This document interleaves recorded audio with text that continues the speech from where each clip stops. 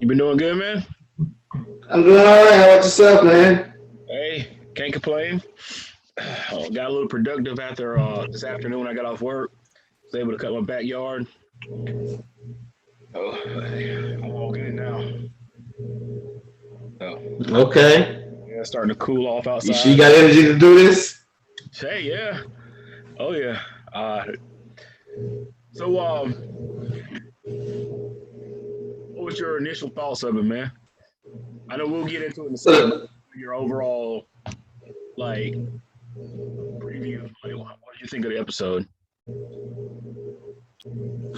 I feel like this is the one that is probably leading into something more in the future for Marvel Universe. Like, remember he said that this series will have actual implications on the actual MCU, so the movies too. And I think this, I feel like all of them could, but I feel like this is definitely we're going to see this again.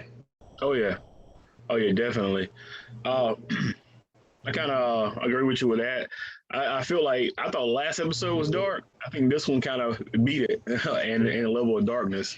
So Yo, there's no happy ending. yeah, it was just like bleak. So Yeah. it was, but hey, let's go ahead and jump into it. Hey, thanks for joining us. Thanks for listening. We are the Pop Culture Peons. I am Tavari, and joined with my other host, Terrence, and we just break down everything in the world of pop culture. This week, we're going to just give a recap of the most recent episode of Marvel's What If, episode 4, entitled What If Doctor Strange Lost His Heart Instead of His Hands, or along those lines.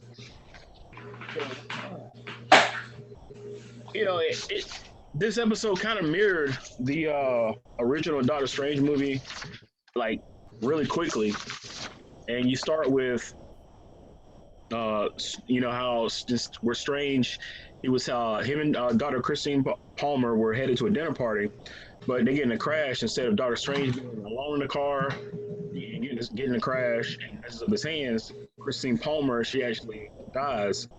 And this is what leads him to seek out answers at the Kamartaj and become the master of mystic arts.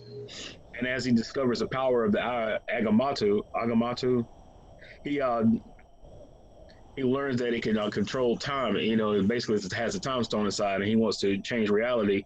But Wong and the Ancient One tell him not to, and he attempts it several times, and before realizing the implications of that. So we'll kind of dive into it a little more in depth. But that's the basic overview of the episode, how it broke down. Man, it was. And this episode, they had like all the original cast backs. That was cool. Yeah, there was no like sound alikes or stand-ins or anything like that. You had Benedict Cumberbatch. You've had you know everybody. Tilda. Yeah, so that was cool. And they even brought there was the reporter from Iron Man. I think it was Iron Man 3, maybe Iron Man 2. That she was like had a brief voice cameo as well. So in the MCU, it was kind of cool um, how they how they really are taking this series pretty serious. As you said, it has major implications towards the whole MCU as a whole from the multiverse coming out. So hey, I love it. It was a dope episode, but like you said, it is definitely this is the darkest one that we've had. I Yes. mean, of course, I mean Doctor Strange, you expect darkness, but whoa, it just ended. It just ended. There was no Disney Marvel fix like, hey, in Infinity War we're gonna snap everybody away, but in game we're gonna bring them back, and we're gonna lose like one or two guys. Nope, this one it was like, hey, this universe is gone, this multiverse, because and that shows how much power Doctor Strange potentially has, uh, and you get to see what the MCU's motto was afraid of, like using the power of the dark dimension, and he's like, man, there's too many sorcerers, and I would have been in Mordo's shoes if I met this Doctor Strange, where he's like doing worse than what the Ancient One was doing. He wasn't just borrowing power; he was like straight killing people, or started small, and then he kept getting bigger till he assumed that power, and it consumed him. I mean, power, begets more power because once you have it, you got like, hey, I need more. And Strange, he tilted to the wrong side of this, so it was rough. It was rough to watch, but hey, that shows that even though as arrogant as Strange is, Palmer is his heart. She kind of keeps him grounded. She puts up with him, and without her to kind of keep him, that human side of him, he can just kind of go off the rails, and you never really know how much he cared about her. Or, I mean, he has a sister, and I want to say he had a brother in the comics, so that was really all he had. And I don't think the MCU's had any. I know there was I know it was originally they were going to have his sister, and I think it was either a deleted scene or something was cut out that they had his sister mentioned, or she was in the movie, but it was never part of the original cut. So, in what we know of Doctor Strange, this is his grounding. His pepper pots, or whoever his person may be. It's Gamora. Yeah. So, what you think about it? What's that? Think about episode? Yeah, for me, what you think about episode? Man, I liked it. I liked it.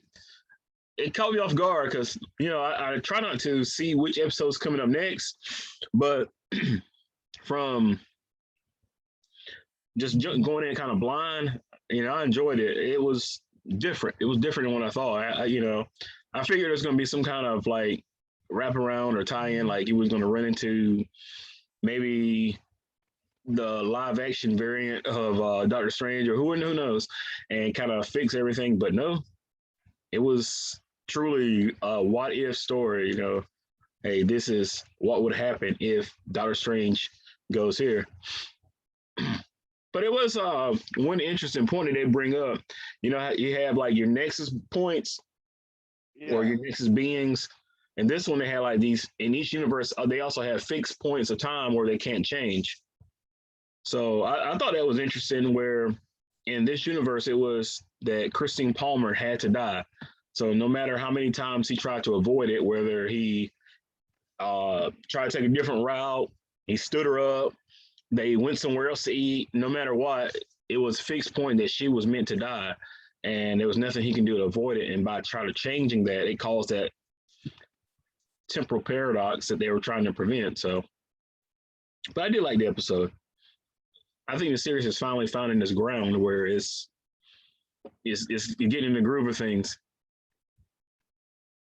I wouldn't have put the two dark ones at the back. I would have kind of mixed it up. Yeah. It might should have gave us T'Challa like the third episode and put flip could have flipped the order. I agree. Start with, and then next thing you know, boom, then boom. Like I said, there was no happy ending. And like I said, it just ended with him in a ball. Oh yeah. So, man, it makes me more interested in Doctor Strange as a character, because I've I'm aware of Doctor Strange, like in comic wise. I know some of his Rose Gallery. I know enough about Doctor Strange to get by. Like if I had like a trivia question, things about Doctor Strange, but I'm not like a super diehard Doctor Strange. But this makes me want to go back and look at like even the some of his older comics, and it makes me think that the Illuminati is coming in the comics, or not the comics, but the MCU. They may have a different lineup. You may not have your Black Panther, maybe Shuri, or maybe a Black Panther from another timeline. So it's interesting, what we're gonna have. I know we got Namor. Reed Richards, he's coming. So, and then you have just Doctor Strange. This is going to be probably what the solution is going to be to prevent uh someone, it's like their Tower of Babel plan, like how Batman had like a contingency for everyone. This is going to like their contingency of, hey, we need to make sure that we don't destroy time anymore, or Kang he'll be back and worse. So this is one spectrum of how things can be, and they're trying to keep it back on the TVA approved timeline. So, but what do you think of the reveal that Doctor Strange knew of Iwatu, and he knew, like he said, he read about him, he knew he was there, and he begged out to him to save him. And he said that he basically just called him out, said, "Hey, I'm not a god, and neither are you," and just said, "Hey, I'm just here to watch." Which, hey, it's the fact that he wanted to intervene, but he couldn't. Yeah. And also, I noticed earlier, like when he was making a statement, when the Watcher was talking more than he normally do, he was saying, I cannot intervene no matter what. Even if he destroys this universe, I can't help him for him to risk all the other universes. And that's when all of a sudden he's like, "Who's there? Anybody there?" And he looks around like, "Oh, hold up." So that he sensed the Watcher. He done gained that much power. For real. And it's not only that, he it was like there was like, so like he even went in a dark dimension, where they were telling him that they don't bargain, so it was always something in return, which makes me think of the original the first Doctor Strange movie where he bargained with Dormammu, but I think it was more of he's kind of in debt to him. And he just, it's like one of those things. I don't know if you watched the original or remember this from the original Spider-Man, the animated series, where Madam Web will always have these deals with Peter Parker. And it was like, all right, I'll bring Mary Jane back, but you need to do this for me. Or I'll do this, but you got to do this for me. So, Dormammu may come back and collect on whatever bargain they had. And then you have what's the was it Dumber? I can't think of the little tentacle thing. I can't think of the name of the character. The second time we seen him. Yeah, the first time he was in the Peggy Carter episode. So I'm really thinking that we may see him in the live action. So it's coming. Oh yeah. What do you think of the what's the guy name? Obing, the other sorcerer where he went back to the he gave me brother Voodoo vibes, not Brother Voodoo for the comics. I haven't read a poem, so I'm not like I know all that. But he kind of reminded me of the dude that was supposed to be Brother Voodoo in the Doctor Strange movie. They got killed early in the beginning, remember? Yeah. He was supposed to be like based on a real person. And I think in the comics he's related to Mordo. So the fact that they made him black, like they did Mordo in the MCU, is kind of cool. So I like this character though. He was basically like the ancient one of that time, where he was the one with the knowledge they was passing on. And instead of like, they'll call him Mr. Doctor, or call him Dr. Amati or whatever it was. Armani. Yeah. But you see where his eyes were two different colors? And everybody, they were pointing out like maybe that was like the two sides of him, like, kind of the, splitting out. It made me think of the episode of Rick and Morty, where they try to take out the toxins out of their bodies. Basically, they split into two. You had the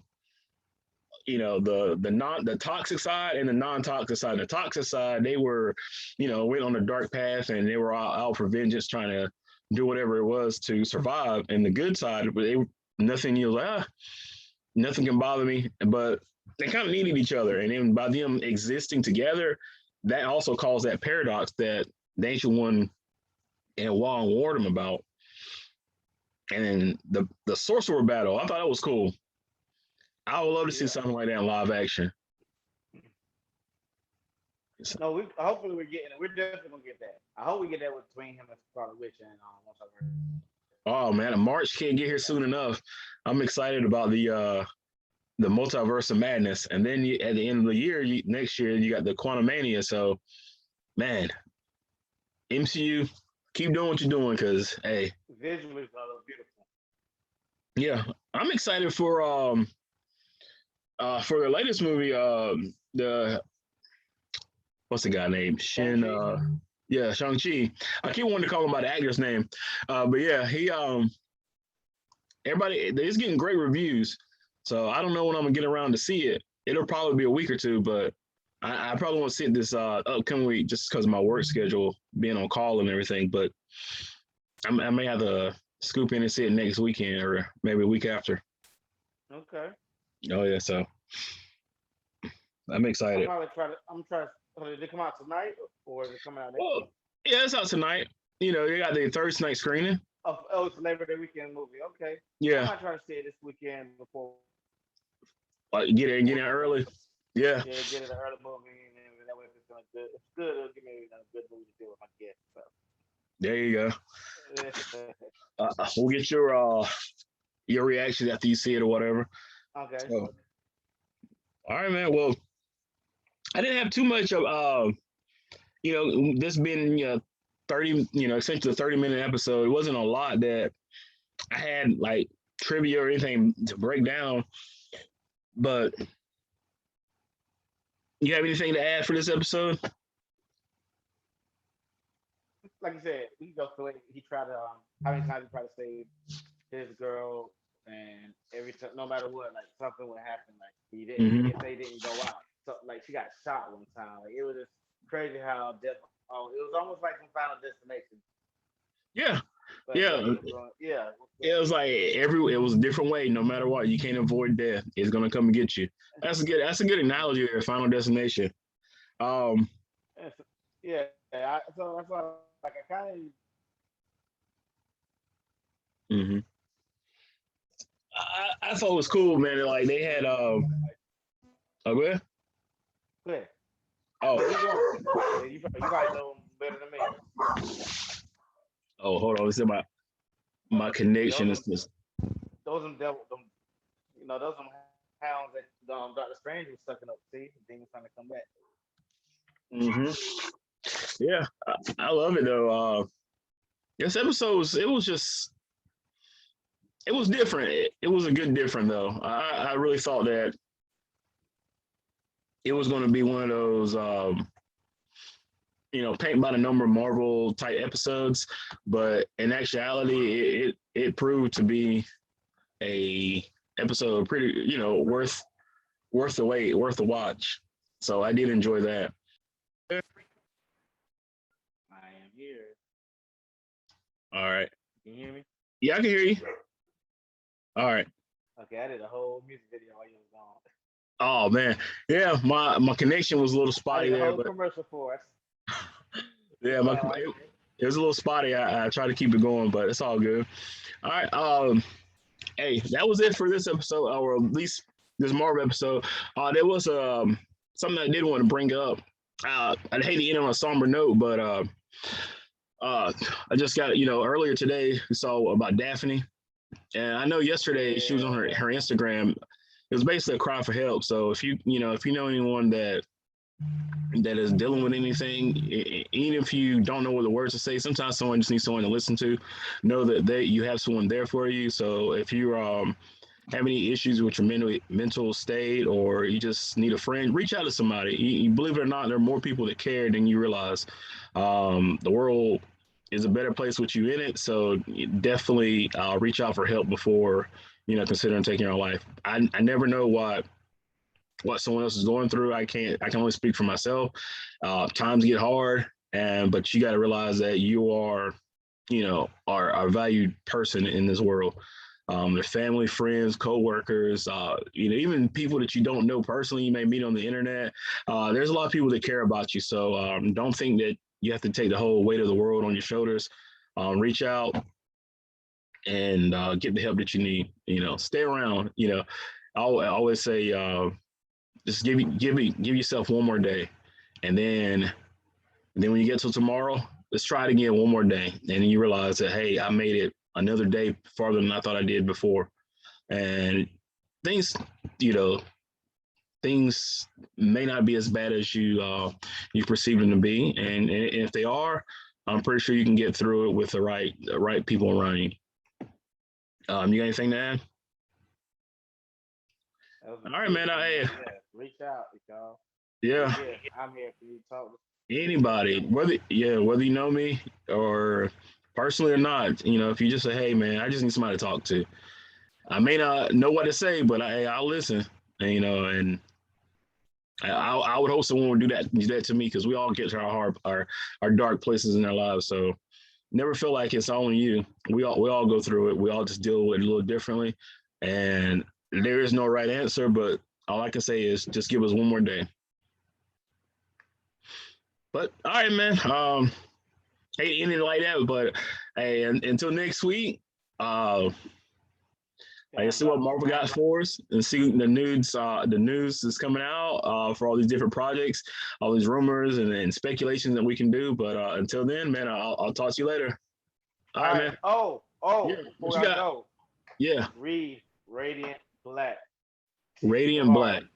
You will like this joint, especially as I know you're a Power Rangers fan too. Trust me, Yeah, read this joint. I see your background as you said that too. Yeah. Oh yeah. A Super Nintendo game playing. But Oh, yeah, read this. It's actually really dope. It's like Green Lantern mixed with Power Rangers mixed with Tron. I'm sold. All right, cool. All right, I'll pick that up after I finish Yeah, Sandman. So y'all. If y'all listening, please listen. Read Radiant Black. It's an English comic. The writer is what's my man's name again? It's Higgins. What's his first name? I can't remember my name first name. Oh, Kyle Higgins. That's who it is. okay, Kyle Higgins and Marcelo Costa is the artist, but it is a dope book. Straight up. Radiant Black. All right, I appreciate the recommendation. All right, I'm starting trying to do that every week. Keep us on the know. We got to stay reading, man. Hey, there you go. Hey, I appreciate it. All right, man. I'll catch you next time, man. All right, y'all. All right, be good, man. Peace.